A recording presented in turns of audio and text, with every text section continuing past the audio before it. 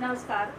BEd प्रथम वर्ष विषय हिंदी का शिक्षण शास्त्र और इसके अंतर्गत हम लोगों ने व्याकरण की जो भाषा का जो व्याकरण सम्मत रूप है उसकी बात कर रहे थे हम लोग, और वो है व्याकरण। व्याकरण के अंतर्गत हमने ध्वनि या वर्ण की बात कर ली थी। आज हम लोग बात करेंगे शब्द की, शब्द संरचना। शब्द की संरचना किस प्रकार की होती है या शब्द किसे कहते हैं और ये किस किस प्रकार से शब्दों को बांटा गया है, उसकी चर्चा हम लोग यहाँ पर करेंगे। तो सबसे पहले हम लोग देखेंगे शब्द की परिभाषा।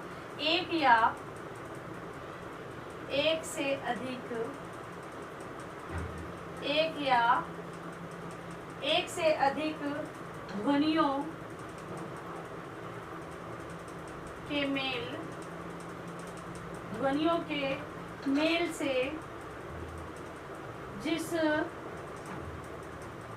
खंड का निर्माण होता है, जिस खंड का निर्माण होता है वह शब्द कहलाता है। एक या एक से अधिक ध्वनियों के मेल से जिस खंड का निर्माण होता है वह शब्द कहलाता है।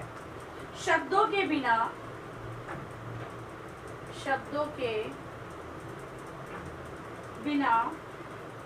भाषा का कोई अस्तित्व नहीं है।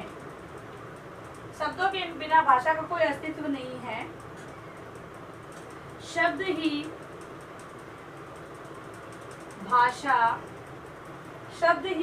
भाषा का वास्तविक खजाना है।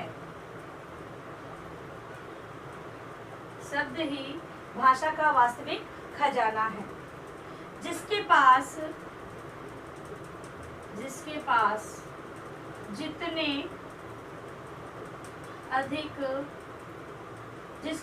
जितने अधिक शब्द होंगे और जो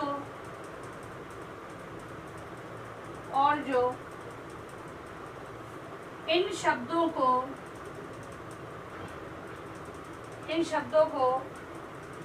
जितने प्रकार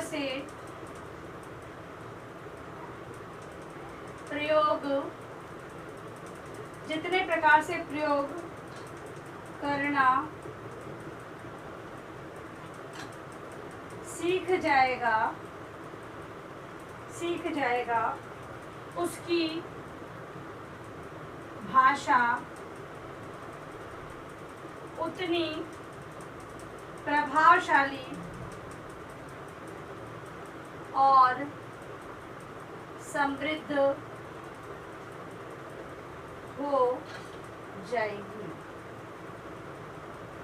कहने का तात्पर्य ये है कि भाषा की अगर हम बात कर रहे हैं तो वहाँ शब्दों से हम लोग अनभिज्ञ नहीं हो सकते। शब्दों से ही भाषा का अस्तित्व होता है और जो भाषा का जो वास्तविक खजाना है वो शब्द ही है। जिसके पास जितने अधिक शब्द होंगे, मतलब कि जिसके पास जितने अधिक शब्द भंडार में वृद्धि होगी वो उसी प्रकार से अपने विचारों के अंतर्गत आदर शिष्टाचार से परिपूर्ण भाषा का प्रयोग कर पाएगा। ये सारा खेल है वो पूरा क्या है, शब्दों पर ही आधारित है। यानी कि जिसके पास जितने अधिक शब्द होंगे और या वो उसका मतलब कि प्रयोग करना भी आना चाहिए, तो प्रयोग करना सीख जाएगा तो उसकी भाषा उतनी ही प्रभावशाली और समृद्ध हो जाएगी। अब है शब्द की विशेषताएं। शब्द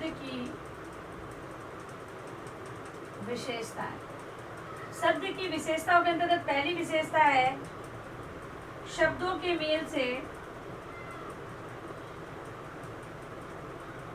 वाक्य बनता है।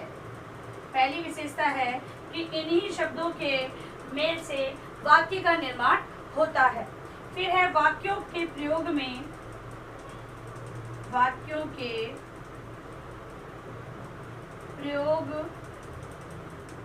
किए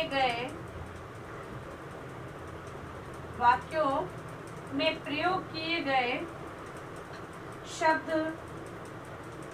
पद कहलाते हैं। वाक्यों में प्रयोग किए गए जो शब्द होते हैं उन्हें हम क्या कहते हैं, उन्हें पद कहते हैं। फिर है शब्दों के बिना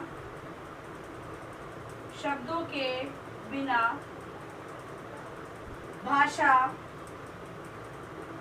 बेकार है, शब्दों के बिना भाषा बेकार है।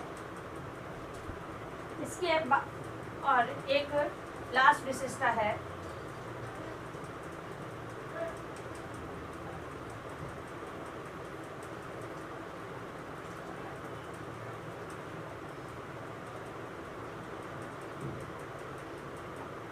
वो है बोलने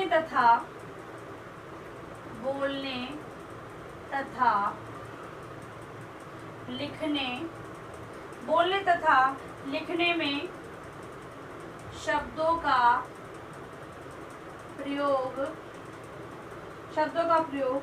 करते हैं। और लास्ट विशेषता ये है कि बोलने या लिखने के लिए हम शब्दों का प्रयोग करते हैं। तो इस प्रकार से हम लोगों ने शब्द की परिभाषा को देखते हुए उसकी विशेषताओं के बारे में चर्चा की। अब हम देखेंगे जो शब्द है उसके भेद। तो शब्दों के भेद है वो विभिन्न आधारों पर किए गए हैं। तो कुछ एक आधारों की बात हम लोग करेंगे।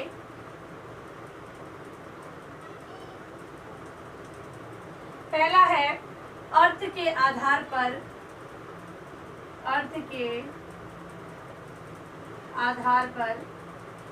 दूसरा है व्युत्पत्ति के आधार पर, तीसरा है भाषाई विकास के आधार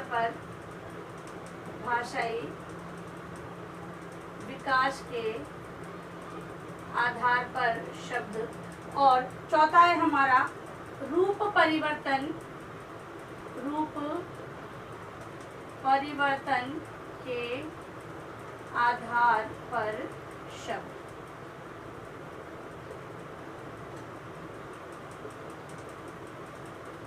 तो अगर हम अर्थ की दृष्टि से देखें तो हम यहाँ पर वाचक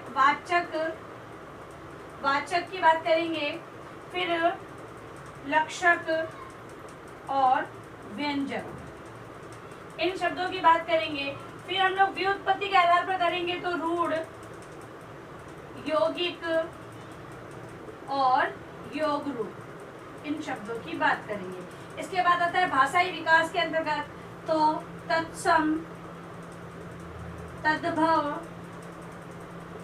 देशज, विदेशी और संकर शब्दों की बात करेंगे। फिर है रूप परिवर्तन के आधार पर तो विकारी और अविकारी। इनके अंतर्गत भी हम लोग इनकी परिभाषाओं को देखते हुए कौन कौन से शब्द इसके अंतर्गत लिए गए हैं उसकी चर्चा हम लोग करेंगे। ठीक है, अब लिखिए अपना गृह कार्य प्रश्न। तो इस प्रकार से 4 भागों में शब्दों को हम लोग देखेंगे, जो कि अर्थ के आधार पर वाचक, लक्षक और व्यंजक, व्युत्पत्ति के आधार पर रूढ़, यौगिक और योग रूप, भाषाई विकास के आधार पर तत्सम, तद्भव, देशज, विदेशी और संकर, और रूप परिवर्तन के आधार पर विकारी और अविकारी शब्दों की बात हम लोग करेंगे। अब लिखिए अपना गृह कार्य प्रश्न।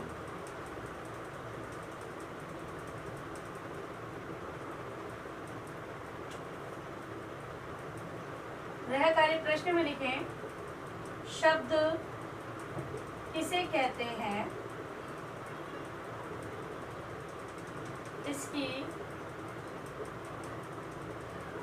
विशेषता बताएं। शब्द की परिभाषा लिखते हुए आपको इसकी जो विशेषता है मैंने बताई है 4, वो आपको लिखनी है। और अंत में इस महामारी के दौर में कम से कम ये आवश्यक कार्य होने पर घर से बाहर निकले। बाहर निकलते हुए 3 बातों का विशेष ध्यान रखें, मास्क लगाएं, सोशल डिस्टेंस बनाएं, हाथों को बार बार सैनिटाइज करते रहें। सुरक्षित रहे, सभी का ध्यान रखें। धन्यवाद।